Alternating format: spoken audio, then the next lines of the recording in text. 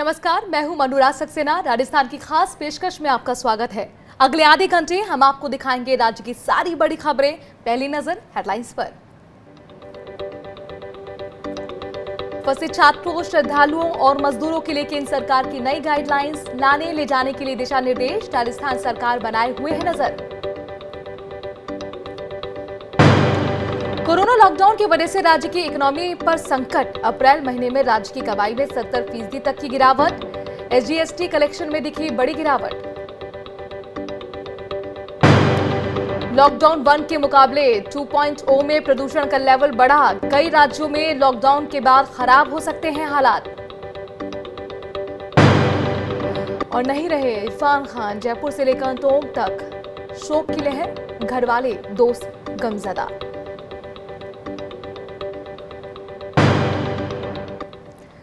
3 मई तक लागू लॉकडाउन के बीच गृह मंत्रालय ने नई एडवाइजरी जारी की है।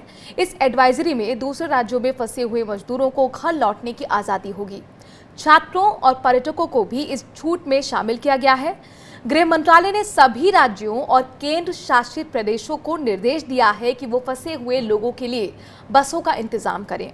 गृह मंत्रालय ने इस बात का ध्यान रखने के लिए भी कहा कि लोगों को बस में बैठाने से पहले बस को सैनिटाइज किया जाना चाहिए और जब वो लोग घर पहुंचे तो उनकी स्क्रीनिंग भी की जाए।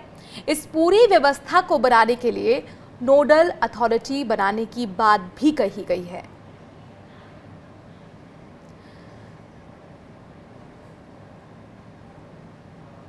रेजिडेंट एडिटर संजय बोरा इस खबर पर हमारे साथ जुड़ गए हैं। संजय, राज्य सरकार की पहले से ही मांग थी और जब मंडे को वीडियो कॉन्फ्रेंसिंग के जरिए प्रधानमंत्री मोदी की मीटिंग चल रही थी तो उसमें भी अशोक गहलोत ने कहा था कि हम तो चाहते हैं कि मजदूर जो हैं, जो फंसे हुए हैं, वो अपने राज्यों में जाए, लेकिन इसके लिए ज़रूरी है कि केंद्र सरकार की तरफ से गाइडलाइंस दी जाए, उन्हें अनुमति दी जाए। आखिरकार अब ये कदम हुआ है तो क्या कहें, देर आए दुरुस्त आए। कितनी बड़ी राहत प्रवासी मजदूरों के लिए और इस पर काम कब से शुरू होने वाला है? अब देखिए, अशोक गहलोत की यही खूबी है कि वो पहले से प्लानिंग करके रखते हैं, पहले से काम करके रखते हैं। तो उन्होंने जब ये कहा था कि ये जो प्रवासी मजदूर हैं इनको लाने ले जाने की व्यवस्था होनी चाहिए, उसके पहले ही उन्होंने इसकी तैयारी कर ली थी। राजस्थान में तो पहले ही जो बॉर्डर्स थे वहाँ पे स्क्रीनिंग सेंटर वगैरह बना लिए थे ताकि जो आए और उनको अगर स्क्रीनिंग करने पर लगे कि कोई लक्षण है तो उनको क्वारंटाइन कर दिया जाए। तो कल 885 श्रमिक थे जिनको 23 बसों से भेजा। गुजरात से कल 23 जन आए थे, वो कोटा गए। तो राजस्थान सरकार ने तो पहले ही तैयारी कर ली थी और अशोक गहलोत को पता था कि देर सवेर ये होना है। वो मांग कर रहे थे जब आप छात्रों को ले जा रहे हैं तो कोई तर्क नहीं था, कोई ऐसा कारण नहीं था कि आप प्रवासी मजदूरों को ले जाने की व्यवस्था ना करें। तो राजस्थान सरकार मुस्तैद थी और इसीलिए जो छात्र राजस्थान सरकार की बसों में उसके सीमा तक जा रहे थे बॉर्डर पे, उन बसों को वहीं रोक दिया गया था ताकि जो प्रवासी मजदूर आ रहे हैं उनको उनके घर तक पहुंचाया जा सके।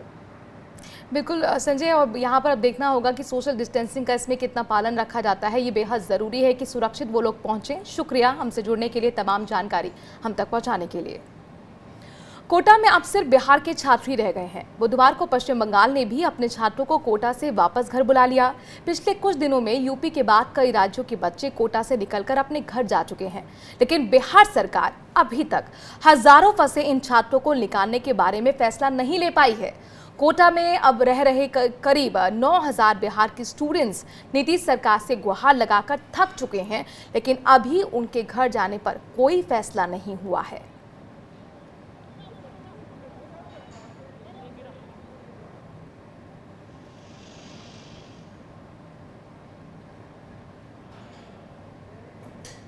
इधर कोटा में फंसे बिहार के छात्रों को लेकर जो एफआईआर दर्ज हुई है, उसे लेकर बिहार कांग्रेस प्रभारी शक्ति सिंह गोहिल ने मुख्यमंत्री अशोक गहलोत से बात की है।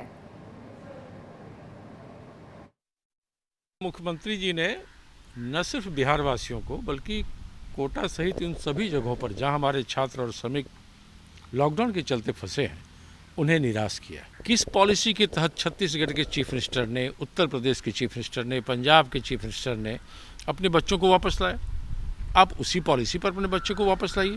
तो ये जो एटीट्यूड है नीतीश जी का, वो एटीट्यूड उस समय कहाँ गया जब बीजेपी और जदयू से जुड़े मेंबर ऑफ पार्लियामेंट और विधायक अपने बच्चों को ले आए। तो आपके सत्ता पक्ष से जुड़े लोगों को आप ले आते हैं, जो आम गरीब मिडिल क्लास से लोअर मिडिल क्लास फैमिली से जुड़ा बच्चा है, उसको लाने की बात होती है तो आप हाथ खड़े कर देते हैं। कोरोना लॉकडाउन ने राजस्थान की इकोनॉमी को जबरदस्त झटका दिया है। लॉकडाउन की वजह से अप्रैल में सरकार की कमाई में 70% तक की गिरावट आ गई है। सबसे बड़ा झटका स्टेट जीएसटी को लगा है, जिसमें 27 अप्रैल तक सरकार के पास महज 130 करोड़ रुपए आए हैं, जबकि पिछले साल इसी दौरान एसजीएसटी से सरकार को 1000 करोड़ रुपए मिले थे। आर्थिक संकट से निपटने के लिए गहलोत सरकार मार्च और अप्रैल में पेट्रोल डीजल पर वैट में 2 बार इजाफा कर चुकी है। इसके बाद भी सरकार को इससे अप्रैल में सिर्फ 600 करोड़ रुपए ही मिले हैं, जबकि पिछले साल इसी अवधि में पेट्रोल डीजल पर वैट से 1219 करोड़ रुपए की कमाई हुई थी। कुल मिलाकर सरकार को अप्रैल में अब तक 1500 करोड़ रुपए मिले हैं।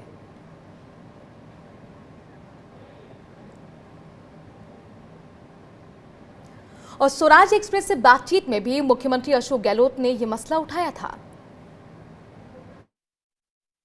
कोरोना को लेकर के जो लॉकडाउन हुआ है उससे पूरी इकोनॉमी ठप हो गई है। राज्यों की रेवेन्यू जीरो हो गई है। कुछ 10% मुश्किल से आ रहा होगा पैसा। केंद्र की भी स्थिति खराब होती जा रही है। कब तो इंडस्ट्री वापस शुरू होगी? 6 महीने लगेंगे, 8 महीने लगेंगे, साल भर लगेगा। रेवेन्यू कैसे आएगी? तमाम जो रिसोर्सेज होते हैं वो तमाम बंद पड़े सब राज्यों के पास। हमने प्रधानमंत्री जी को रिक्वेस्ट की थी कि आप 1 लाख करोड़ का पैकेज पूरे राज्यों को देश के अंदर दो, ग्रांट के रूप में। कर्जा लेने की छूट देते हो वो तो हम लोग मांगते हैं, तो हमारा हक है और हमारे सीमाएं हैं। उसके लिए मैंने मांग की कि कर्जा लेने की सीमाएं बढ़ाओ। कर्जा लेते हो आरबीआई से बिना इंटरेस्ट दो ऐसे वक्त में। कर्जे जो चुकाने होते राज्य सरकारों को केंद्र को मॉनिटरिंग कर दो 3 महीने का बिना इंटरेस्ट के, थोड़ी सुविधा हो जाएगी। बरसाती लाल मीणा हमारे साथ उद्योग मंत्री फोन लाइन के जरिए जुड़ गए हैं। बरसाती लाल मीणा जी, बहुत बहुत स्वागत है आपका स्वराज एक्सप्रेस में। हेलो जी सर, आवाज मिल रही है आपको? आ रही आवाज जी, मार्च के अंतिम सप्ताह में लॉकडाउन की वजह से पिछले वित्त वर्ष में रेवेन्यू का कितना नुकसान हुआ है? रेवेन्यू का बहुत बड़ा नुकसान हुआ है। राजस्थान को नहीं, केंद्र को भी हुआ है, सभी राज्यों को हुआ है। जब बिल्कुल लॉकडाउन है, कोई कामकाज ही नहीं हो रहा है, तो रेवेन्यू कहाँ से मिलेगा? इंडस्ट्री नहीं चल रहा है, पेट्रोल डीजल साधन नहीं चल रहे हैं, नई बिक्री हो रही है, तो बताओ कहाँ से मिलेगा रेवेन्यू? इसलिए तो देश की पूरे राज्यों की स्थिति बहुत ही नाजुक स्थिति में है। केंद्र सरकार को इस पे कोई विशेष पैकेज देना चाहिए। और लॉकडाउन के कारण जो उद्योग धंधे बंद हो गए, इंडस्ट्रीज बंद हो गई, उनको शुरू कराने के लिए हमारे मुख्यमंत्री जी ने भी प्रधानमंत्री जी से बात की है कि इनको कोई पैकेज दे, बिना ब्याज का पैसा दे, इनका जो लोन वगैरह है उसमें ब्याज माफ करे। सारी चीजें मुख्यमंत्री जी ने प्रधानमंत्री जी को कहा है। जब तक केंद्र सरकार आगे आकर उद्योगों को कोई पैकेज नहीं देगी, तब तक रेवेन्यू तो की बात तो दूर, उद्योग धंधे चलना भी मुश्किल हो जाएगा। इसलिए प्रधानमंत्री जी को इस पे विचार करके राज्यों को पैकेज देना चाहिए। जी, किस तरह के विशेष पैकेज की आप मांग कर रहे हैं? हाँ जी, किस तरह के विशेष पैकेज की आप केंद्र से मांग कर रहे हैं?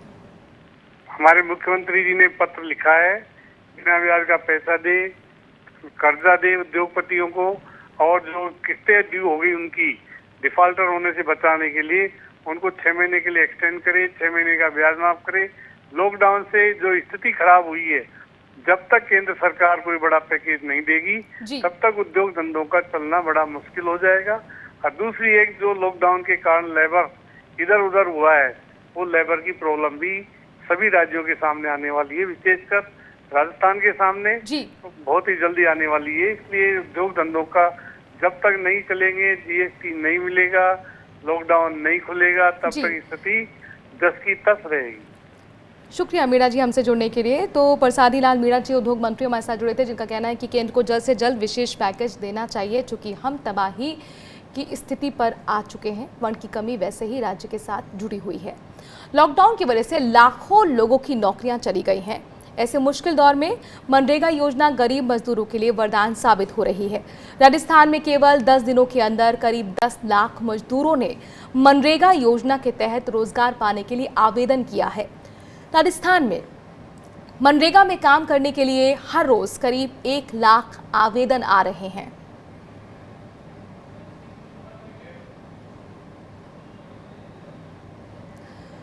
और एक छोटे से ब्रेक के लिए यहां पर रुक रहे हैं, जल्द हाजिर होते हैं।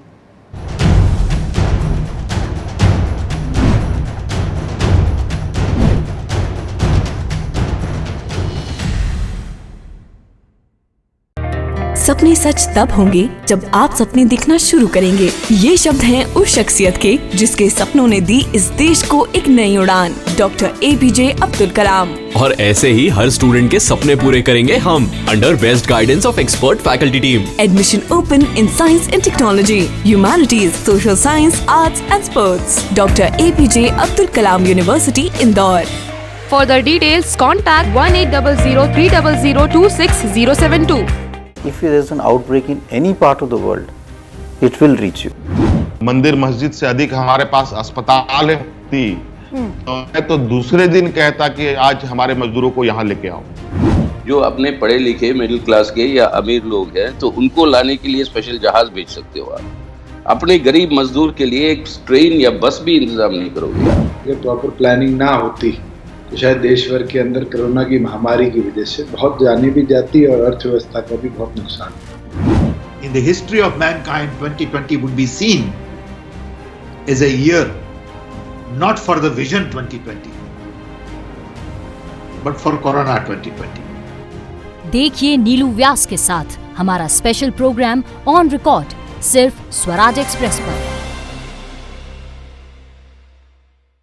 स्ट्रीम कोई भी हो, बेस्ट करियर ऑप्शन के लिए है Bhabha university. Best faculty, world class infrastructure, scholarships, hi-tech labs, 27 acre of lush green campus, hostel facility, admissions open for engineering, pharmacy, dental, computer application, management and agriculture. Bhabha university at Hoshangabad road, Bhopal. Call 9165025500. SRK University, not just a name, but a gate to your success. Extraordinary placements, expert faculty, advanced infrastructure. SRK University, excellent education, modern learning. Courses offered: engineering, MBA, pharmacy, agriculture, dental, homeopathy, nursing, law, BSc, MSc, BCom, MCA, and many more. SRK University, where education becomes better.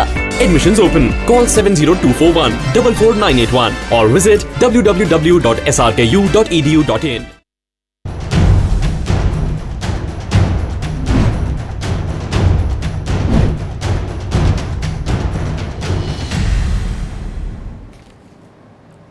Rajasthan में आज corona के केसों में कमी दिखाई दी। बुधवार को corona के महज 29 केस सामने आए। इसमें अजमेर में 11, चित्तौड़गढ़ में 5, जयपुर में 8, जोधपुर में 1, कोटा में 1 तो उदयपुर में 1 केस कोरोना पॉजिटिव मिला। एक बड़ी बात यह भी है कि संक्रमण की बढ़ोतरी की दर में लगातार गिरावट आ रही है। लॉकडाउन बढ़ाए जाने के बाद से अब पिछले कुछ दिनों में संक्रमण की वृद्धि दर में गिरावट आ रही है। 20 अप्रैल से 1576 मरीज थे, जो कि 29 अप्रैल को मरीज का जो आंकड़ा है वो 2383 पहुंच गया।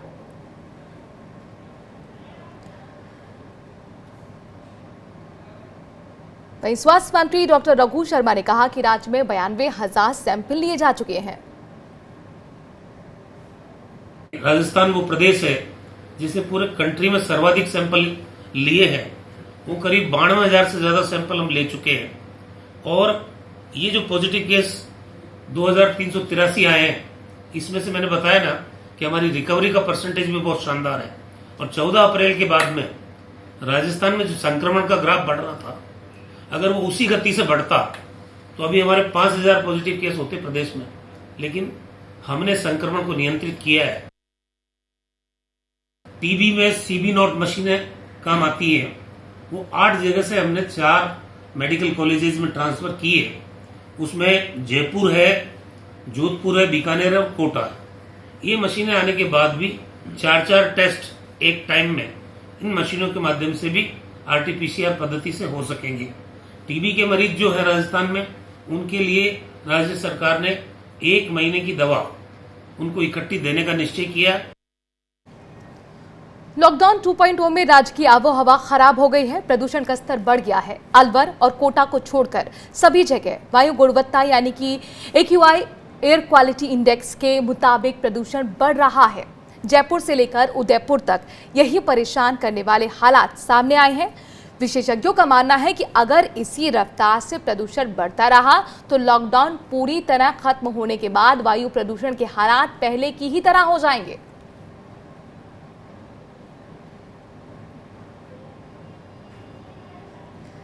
तो आपको बता दें कि विशेषज्ञों का मानना है कि जैसे ही लॉकडाउन खत्म होगा, जो पॉल्यूशन का लेवल पहले की तरह ही आने वाला है, यानी कि हालात अब आप समझ लीजिए बदतर होने वाले हैं। हमारे साथ बात करने के लिए नेशनल टाइगर कंजर्वेशन अथॉरिटी के सदस्य जुड़ गए हैं, उनसे हम बात करते हैं। सर, आपसे जानना चाहेंगे, हर्षवर्धन जी, स्वागत है आपका स्वराज एक्सप्रेस में। मेरा सवाल आपसे ये है कि अभी जो प्रदूषण का लेवल है वो क्या इशारा कर रहा है और आगे के लिए आप क्या एक्सपेक्ट करते हैं? जी, जो अभी पोल्यूशन का लेवल, जो कुछ रिपोर्टें आई हैं कि कुछ सेकेंड लॉकडाउन के दौरान जो पोल्यूशन बढ़ गया है, ये मेरे हिसाब से जो अभी आंधियों का सीजन चालू हो रहा है, तो ये जो PM2 पार्टिकुलेट मैटर हवा में बढ़ गया है, तो ये डस्ट है ज़्यादा। और मेरे हिसाब से व्हीकुलर पोल्यूशन या इंडस्ट्रियल पोल्यूशन वो नहीं है ये। और वेस्टर्न डिस्टर्बेंसेस के हिसाब से हमने देखा है कि ये काफ़ी विशेषज्ञों ने ये कहा है कि गल्फ कंट्री से भी बहुत फाइन डस्ट पार्टिकुलेट मैटर अभी भारत में भी पहुंच रहा है अक्रॉस द गल्फ। तो ये डस्ट पार्टिकुलेट मैटर हो सकता है। और जी, बाकी मेरे हिसाब से ऐसा और कोई पोल्यूशन मैटर लेकिन हर्षवर्धन जी, चूंकि मॉनसून वेदर भी आने वाला है, तो कि मॉनसून सीजन में हम उम्मीद नहीं कर सकते कि पोल्यूशन में गिरावट आएगी? जी, मॉनसून में डेफिनेटली आती है। दिल्ली में भी मॉनसून में काफ़ी गिरावट आ जाती है, क्योंकि एक तो हवा चलती है जी, तो वो पोल्यूशन को वहाँ से हवा के साथ निकाल देती है। और बारिश से डेफिनेटली PM2 मैटर कम होता है, तो वो एक अच्छी बात है। लेकिन ये राजस्थान में खास तौर से जो रिपोर्टें आई हैं, वो ज्यादातर ये आंधियां जो चली, अभी हवा भी काफी चलने लग गई है, आंधी का सीजन है, तो उससे ये PM2 मैटर, जिसको एक्चुअली ये नेचुरल फिनोमेनन है, ये पोल्यूशन नहीं है वैसे। तो कुल मिलाकर जो आंधी चल रही है और उसी का नतीजा ये है कि जो वायु गुणवत्ता है उसमें कमी आई है। शुक्रिया हमसे जुड़ने के लिए हर्षवर्धन जी, NTPC के सदस्य हमारे साथ जुड़े हुए थे। आइए अब देखते हैं खबरें दोहरारी। लॉकडाउन और कोरोना महामारी की वजह से बाड़मेर के किसानों का करीब 7 अरब का जीरा घरों में पड़ा हुआ है। किसान अपना जीरा बेचने के लिए मंडी पहुंच रहे हैं, लेकिन यहां उनका जीरा व्यापारी नहीं खरीद पा रहे हैं। इससे पहले किसान जोधपुर और ऊंझा मंडी में जीरा बेचते थे, लेकिन कोरोना की वजह से अब ये मुमकिन नहीं हो पा रहा। जोधपुर में PPE किट और मास्क को लेकर जोधपुर रेजिडेंट एसोसिएशन की मुहिम का असर दिखाई दे रहा है। सोशल मीडिया पर इसे लेकर लोगों से अपील की गई थी कि वो PPE किट मुहैया कराएं। जोधपुर मेडिकल कॉलेज में रेजिडेंट चिकित्सकों को 100 PPE किट भेंट की गई हैं। बीकानेर में स्पेशल टीम ने 5 लाख रुपए का तानसेन गुटखा पकड़ा है। रात करीब 2 बजे के आसपास ये जब्त किया गया।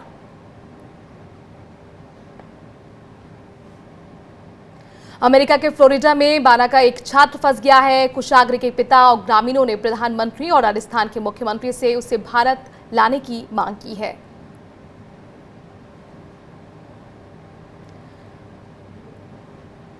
बीकानेर जिले में फंसे स्टूडेंट्स और मजदूरों को अपने गृह क्षेत्र भिजवाने के लिए आज डूंगर कॉलेज से 3 बसें रवाना हुई हैं। उपखंड अधिकारी रिया केजरीवाल ने जानकारी देते हुए बताया कि आज बीकानेर से 3 बसों को रवाना किया गया।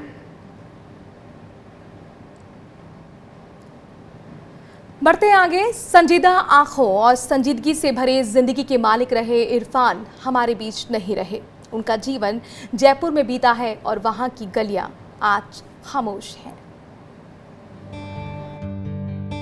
इन गंभीर आंखों को देखकर कौन कह सकता था कि ये बच्चा बड़ा होकर ऐसी भूमिकाएं भी करेगा जो लोगों को इतना हंसाएंगी भी कि आंखों में पानी आ जाएगा।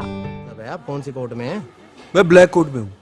अरे आप वकील हैं क्या? नहीं तो, मैं तो एक्टर हूँ। मैं तो ऑडिशन देने जा रहा था, वकील की ड्रेस पहन के आया हूँ। ये मेरा कस्टमर है। ये इरफान खान थे। उनकी काबिलियत थी, उनकी कुव्वत थी। जयपुर के कारोबारी पठान परिवार में जन्मे इरफान का परिवार मूल रूप से टोंक के पास के एक गांव का रहने वाला है। जयपुर के परकोटा इलाके के इस घर के बाहर अब गमजीदा सन्नाटा है। वहीं कभी इन गलियों में इरफान का बचपन बीता था। घर की चार दीवारी और आस पड़ोस का मोहल्ला उनकी शरारतों का गवाह रहा है। उनके बचपन के संगी साथी आज गमज़दा हैं। इस चीज़ को मैं अभी एक्सेप्ट नहीं कर पा रहा कि इरफान इस दुनिया में नहीं रहे। हर कैरेक्टर के बारे में वो डीप चले जाते थे। इसके अलावा बहुत इंट्रोवर्ट थे, कम बोलना पसंद करते थे। तो एक बार मुझे ध्यान है, मैं कोई करंट लग गया था मेरे बिजली से, मैं खड़ा था। मेरे सब साथी जो थे सामने 3-4 लड़के खड़े थे, तो वो भाग गए। इरफान जो था उसने उसका कैनवस का जूता पहना था, उसने जूता अपना उतार के मुझे छुड़ाया। बेहद अफसोस की बात है, इसके लिए वर्ड्स नहीं है हमारे पास। सब अफसोस में डूबे हुए हैं। किसी को यकीन नहीं आ रहा कि ऐसा भी हो गया। ये जयपुर का रविंद्र मंच है। पढ़ाई के दौरान ही शर्मीले इरफान को इस बात का इल्म हो चुका था कि दिल की राहें रंगमंच की गलियों से गुजरती हैं। एक अखबार को दिए इंटरव्यू में इरफान ने कहा था, मैं एक दिन रविंद्र मंच के ऑफिस पहुंच गया और वहां मौजूद लोगों से कहा कि मैं नाटक करना चाहता हूं। जवाब में उन्होंने कहा कि ये तो ऑफिस है, यहाँ नाटक नहीं होते, आप नाटक मंडली से मिलिए। फिर मैंने मंडली से संपर्क किया और मेरा अभिनय का सफर शुरू हो गया। यहाँ पहला नाटक जो इरफान ने किया वो जलते बदन था। जयपुर से इरफान का रिश्ता एक और भी है। इरफान को क्रिकेट खेलने का शौक था। वे जयपुर के चौगान स्टेडियम में क्रिकेट खेलने जाया करते थे। उनका क्रिकेट के अंदर बहुत ज़्यादा बहुत ज़्यादा शौक था उन्हें क्रिकेट खेलने का। काफ़ी यहाँ रहे, उनके काफ़ी दोस्त भी हैं। यहाँ हाई सेकेंडरी ग्राउंड में काफ़ी उन्होंने क्रिकेट खेला है। लेकिन परिवार ने आगे क्रिकेट खेलने की इजाजत नहीं दी। फिर वे क्रिकेट से दूर होते चले गए। इरफान अपने माँ के बेहद करीबी थे। पढ़ाई को लेकर घर में हमेशा गंभीर माहौल रहा है। जयपुर में शुरुआती पढ़ाई के लिए घर के नजदीकी सरकारी स्कूल में जाते थे, लेकिन माँ चाहती थी कि वह इंग्लिश मीडियम स्कूल से बेहतरीन तालीम हासिल करें। कुछ साल पहले ही इरफान अपने पुराने दिनों की यादों को ताज़ा करने के लिए जयपुर आए भी थे, जहां उन्होंने अपने बचपन के शौक पतंगबाजी को पूरा किया। जिस मिट्टी में इंसान जन्म लेता है और जिस हवा से इल्म की खुराक पाता है, उससे रिश्ता ताउम्र रहता है। जयपुर की आबो हवा आज खामोश है, गमज़दा है, और ऐसा क्यों है इसे समझाया नहीं जा सकता, सिर्फ महसूस किया जा सकता है। जयपुर से रामस्वरूप लामरोड के साथ ब्यूरो रिपोर्ट, स्वराज एक्सप्रेस। जी हाँ, वर्सेटाइल एक्टर इरफान खान हमारे बीच में नहीं है। सुबह ये मनहूस खबर आई और हर कोई इस खबर पर विश्वास नहीं कर पाया, लेकिन यही सच है। साबिर खान थिएटर पर्सनालिटी हमारे साथ जुड़ गए हैं, जिन्होंने इरफान खान के साथ काम भी किया है। साबिर खान जी, जाहिर तौर पर आज जो खबर आई उस पर किसी को विश्वास नहीं हो रहा है। कौन सी बात आपको सबसे ज़्यादा याद उनकी आएगी?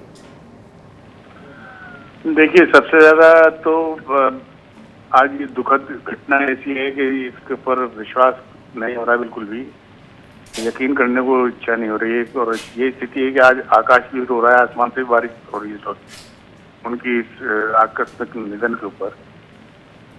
वो जब जयपुर में थे तो एक उनकी जो सबसे बड़ी बात थी कि जब जयपुर थिएटर के अंदर वो सारा मिलते थे, बात करते थे, तो एक ही जुस्तजू थी उनको कि उनको एक अच्छा एक्टर बनना है, उनको NSD जाना है, वहाँ एडमिशन लेना है। और वो नसीरुद्दीन शाह से बड़े प्रभावित थे जी। उनके सहन के अंदर नसीर भाई की एक्टिंग घुमा करती थी, हमेशा जिक्र करते कि यार क्या बढ़िया एक्टर है, मेरे को ऐसा एक्टर बनना है। और NSD जाने की इतनी जुस्तजू थी कि सारा जब हमसे मिलते तो पूछते थे, यार सर मेरे को बताओ सर भाई क्या पढ़ना है। तो अभी लिटरेचर पढ़ा, थिएटर की किताबें पढ़ी, नाटक पढ़े जी, साहित्य पढ़ा, और NSD के लिए पूरी तैयारी की, पूरा मेहनत के साथ जब वो उसका एडमिशन के लिए जा रहे थे। बिल्कुल साबिर जी, बिल्कुल फोकस थे वो अपने करियर को लेकर, क्लियर थे कि उन्हें करना क्या है। और जिस तरह से आप बता रहे कि नसरुद्दीन शाह के बड़े फ़ैन भी थे और उनके साथ उन्होंने स्क्रीन भी शेयर की, उनको वो मौका मिला। और देखिए, चाहे वो अमिताभ बच्चन हो, नसरुद्दीन शाह हो, पंकज कपूर हो, उन सब के साथ भी काम करते हुए जो महारथी कहा जाते हैं फिल्मी जगत के, उनको पूरी टक्कर दी है। शुक्रिया हमसे जुड़ने के लिए। तो जाहिर तौर पर आज जो उनकी डायलॉग्स हैं, उनकी जो फिल्में हैं, वो आंखों के सामने तैर रही हैं और वो अपनी फिल्मों के ज़रिए हमेशा हमें याद आते रहेंगे। वक्त थोड़ी सी ब्रेक का है, खबरों का सिलसिला जारी है स्वराज एक्सप्रेस पर।